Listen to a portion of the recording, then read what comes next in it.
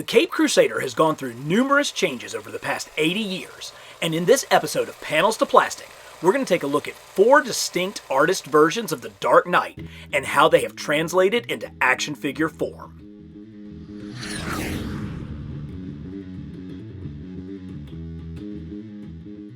Darwyn Cooke lived and worked like the 1950s hard-boiled characters he was so adept at drawing. The first comic Cooke ever read was Spectacular Spider-Man issue 2, where he instantly fell in love with John Romita's luscious pencils. His next comic was a Batman tale titled Night of the Stalker, a haunting thriller where the Dark Knight hunts down villains without uttering a word. This inspired his first published work, which was a 5-page crime story without dialogue titled The Private Eye in New Talent Showcase issue 19 in 1985. It would be 15 years before his next comic, Batman Ego, saw print. In the meantime, Cooke answered an ad in the Comics Journal calling for animators for the Batman animated series. During his time there, he storyboarded the famous Dark Knight episode and produced the groundbreaking opening sequence to Batman Beyond, done completely from his personal Mac in the spare room of his apartment. But thankfully for us, Cooke got back into comics, and in 2004 wrote and drew one of my favorite books, DC The New Frontier, where his old-fashioned vintage Hollywood style provided a perfect panoramic view of the origins of the DC universe and a treatise on the meaning of heroism as the atomic age bleeds into the Cold War. Cooke was known as a scrapper, never afraid of a good fight, but there was one battle he couldn't win, as he succumbed to lung cancer at only 53 years old. The work he left behind, however, remains timeless.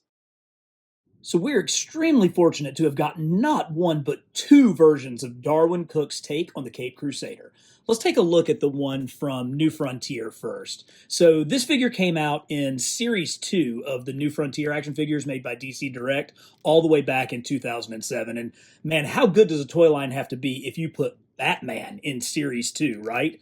I love this. I love how kind of big and beefy, kind of full-chested and thick Batman is. He has that animated style, but almost with that like 1950s square-jawed heroism that was really kind of the hallmark of the book. You know, this book was all about the becoming of heroes. And this Batman's not wearing like a spandex unitard. I mean, because of these seams and everything, it looks like he's got cloth, like he's almost like he's wearing a wool suit. Now, this is DC Direct, so they are always going to feature sculpt over articulation, and they'll give you some good articulation like these ball-jointed shoulders where it doesn't get in the way of the overall sculpt, but you're just going to get a classic T-hip because it's much more about maintaining that consistency of look, and wow, did they ever do that. You know, he has that kind of 60s, 70s dark shadow, almost, you know, reminiscent of the 66 Batman TV series here.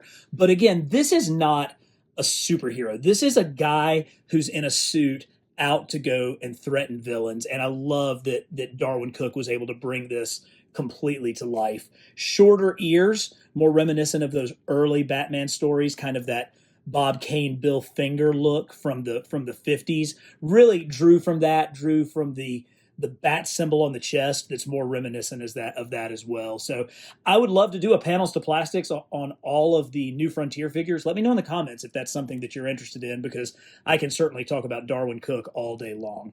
But we did get a second one with this one in the designer series where we got several different versions of Darwyn Cooke's action figures. Now, I know you guys can see it. I dropped him in my garage and knocked the tip of his bat ears off. Oh, it breaks my heart. And you can see the difference. Look, this is a more animated style. He's a little bit smoother. He still does have those wrinkles in the costume, but, you know, a little more heroic. The boots and the gloves are more of a shiny paint, whereas the trunks are more of a flat black that goes along with, the cape. You can kind of see the difference there. His head isn't quite as square, a little bit more rounded, but still maintaining that same cartoony style. And the eyes are a little bit bigger. This one is kind of a cross between the Batman the Animated Series look, particularly with how stylistic that belt is, but still with that classic Darwyn Cooke style, the old Bat logo on the chest. Really, really nice. So it's great that we've been able to get two different versions of Batman from one of the definitive creators in the DC universe.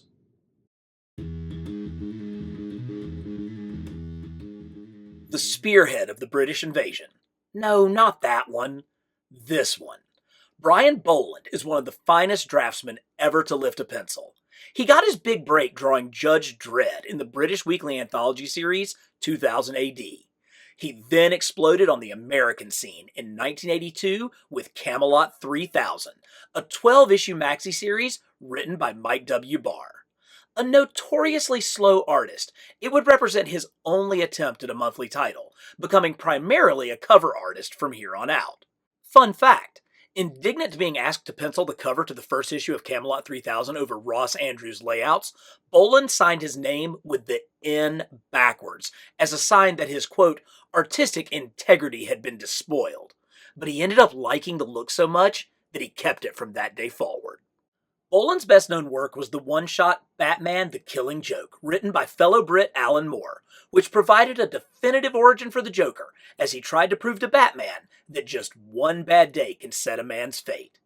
Bolland's Joker was influenced by Conrad Veicht's portrayal of Gwynplaine in the film The Man Who Laughs. It took over 2 years for Bolland to complete the 48-page book, but the end results were undeniable. You could always feel every line in a Brian Bolland drawing, and boy, did that come through in this figure of Batman from The Killing Joke based on Brian Bolland's art. We talked about him being a slow producer, but look at what they managed to do here. Look at the hook of that nose. He has the much taller ears, and he has the more athletic trim build that really came into fashion with Neal Adams in the 1970s. So this Batman looks much more athletic, leaner, longer, but still very, very strong. But what I love about this sculpt is just you still get some of that detail in the costuming. You get these great kind of swashbuckling boots. But look at how this cape flares out to these points, and particularly how it drapes around his shoulders. One of the things that Bolland's art was really, really good at was shadows and lines, and you can see all of that here as this is coming around the shoulders. Plus, that head sculpt. So we've come kind of halfway. You still have some of the dark shadows around the eyes, but instead of being just kind of a simplistic oval up over the top of the entire forehead, it's really more building in to highlight that crinkled, crunched up brow that Bolland's Batman has. And look at all of the lines through that chin and around his mouth. Again, this is just a beautiful sculpt. During this time, I think Tim Bruckner was doing most of the sculpting for DC Direct, so it's very likely that he was the sculptor on this. And it's amazing how he could capture so many different artist styles and make them really come to life in 3 dimensions. Now, one of the ways that you know that this is actually a Killing Joke Batman and not just, a routine Batman, he has the acid splash on his arm. So right there in the story, Joker hit him with one of his acid flowers on his lapel, and they managed to get that into the book. It's cool because I love that the way that the cape drapes. If you don't want that to be a factor, you can cover it up, but it's there to really represent the Killing Joke. Oh, with that definitive Brian Bolland hook nose. What a great figure. We're bringing you the best in comics history and action figures with our Panels to Plastic series. So who do you want to see next? Let us know in the comments. Then like, subscribe, and share this video. Jim Aparo was born 7 years before Batman's first appearance in Detective Comics 27. While he took some courses at Hartford Art School in his home of Connecticut, he was mostly self-taught, and early in his career, he took the unusual tact of penciling, inking, and lettering all of his books. Aparo had a later start than most artists. He began a 10-year stint drawing Batman in The Brave and the Bold in 1971. While luminaries like Neal Adams were revolutionizing the look of Batman, Aparo produced a steady, if not flashy work on the Caped Crusader. It was in the 1980s when Aparo made his biggest mark on The Dark Knight, illustrating A Death in the Family, a storyline featuring the death of Jason Todd's Robin, notoriously decided by a phone-in vote from the fans. He also drew the Nightfall storyline, which saw Bane break Batman's back. Aparo was a master of the house style. He didn't take major chances or add any unique flair to Batman. He just drew a solid, instantly recognizable version of the world's greatest detective. Now, I wouldn't say that I'm so much cheating on this, but I do think I have to give the backstory of this figure and why I feel like it really represents Jim Aparo's art. So, this figure came out in 2006 as part of the Crisis on Infinite Earths series of figures from DC Direct. Now, obviously, Crisis on Infinite Earths was drawn by George Perez, the late great artist who had such an incredible mastery of team books. Perez drew a fairly straightforward Batman, very much in that same Neal Adams style that we saw with Brian Bolland and, of course, Jim Aparo. But this doesn't really look to me like George Perez. It's a little bit longer in the head and the cowl, and I think it fits more with Aparo, particularly because it's a little bit more muscular. And Aparo tended to draw Batman with a little bit more definition to his muscularity through his abdomen and through his shoulders, whereas Perez left it a little bit smoother, a little more, gymnast acrobatic type styled. Again, DC Direct figure, so they're not going to let sculpting get in the way of articulation. So we're seeing the standard T hips, but with these ball shoulders that does allow for some good posing. And you do have a swivel cut at the wrist, which is really nice. It gives you some good differentiation when you want to get him into some great poses on your shelf. Now, this figure was initially announced when it was shown in the magazines. This was before the internet. This is when you first saw them in a magazine, with this black circle around the face, much like all of the Batmen from the 70s and 80s had. But then when the figure actually came out, it didn't have it. It was all just this same blue color. And so this is one of those rare instances where I took a chance and took a Sharpie and recreated that black cowl look to make it look exactly like what we would expect from Batman from Crisis on Infinite Earths, Batman from Jim Aparo, Batman from Neal Adams, and Batman from George Perez. So I think that this actually is a nice honoring of one of Batman's longest serving and least appreciated, as far as that goes, artists.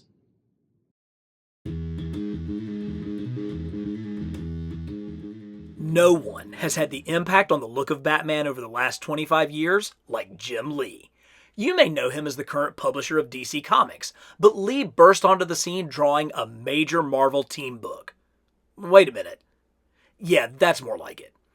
Backed by Lee's superstar art, 1991's X-Men #1 sold 8 million copies, still the record today, but he wasn't done, leaving Marvel to become one of the founders of Image Comics. But his success with publishing, editing, and video game design pulled him away from actually drawing comics. So in 2003, Lee moved to Italy for a year to work on Batman Hush, a 12-issue series written by Jeff Loeb that has become one of the all-time Batman classics. At the time, Batman titles were selling around 66,000 copies a month. By the end of Hush, that number was around 300,000. Oh, and one more astonishing number. The original art for this triple gatefold cover sold at auction for over $500,000. There is only one Jim Lee. To no one's surprise, there are more Jim Lee Hush Batman figures than any other creator on this list. But before we get started looking at the really good ones, I want to complain about this McFarlane Batman figure for just a second.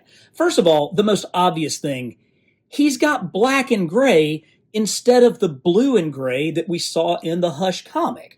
I mean, right off the bat, that's a fairly big strike. Now, that head sculpt does look reminiscent of Jim Lee's artwork, and that's fine, and it has this kind of weird McFarlane sort of articulation there. But where this figure really gets knocked down for me is right there. So they used a black piece at the elbow connecting the wrist gauntlets to the bicep, and it's that way on both sides. And so it just is completely wrong. I mean, yes, it makes it black there, but then you have these black elbow pads and this garish looking black joint right here in the middle of the bicep. And I gotta say, man, that's not the kind of stuff that Todd McFarlane tends to do. His figures tend to be really, really well detailed and well thought out.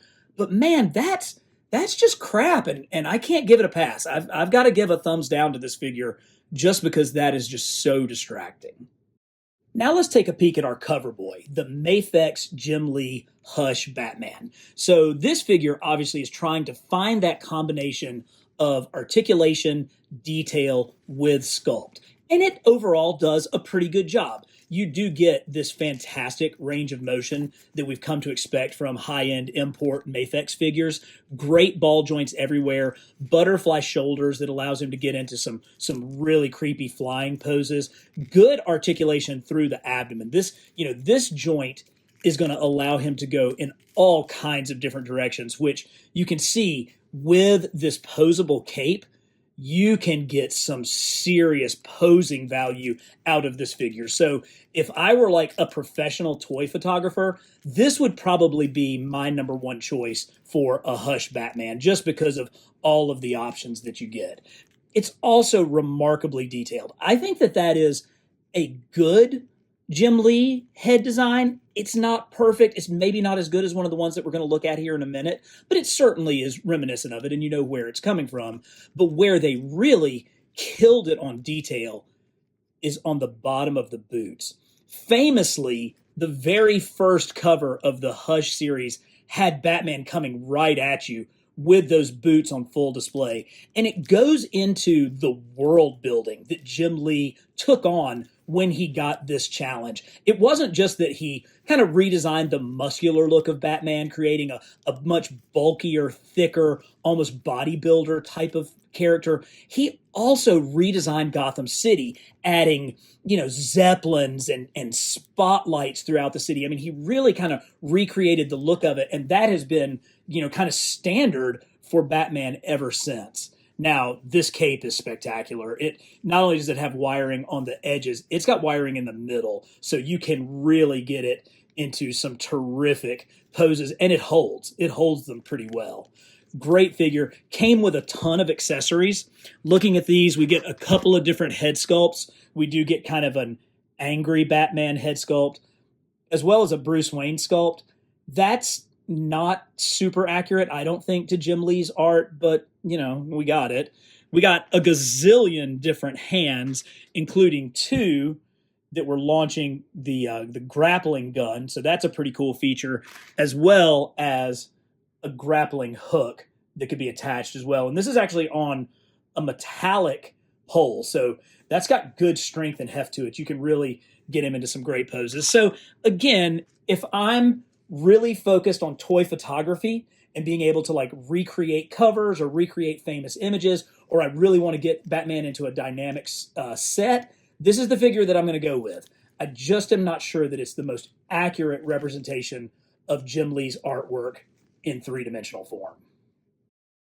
All the way back in 2003, DC Direct gave us several series from the Batman Hush storyline. Again, much like the New Frontier story, if you'd like to see a panels to plastic specifically looking at the art of Jim Lee and all of the figures that came from Batman Hush, let me know in the comments. I'd be happy to do that video. This is the stealth jumper Batman.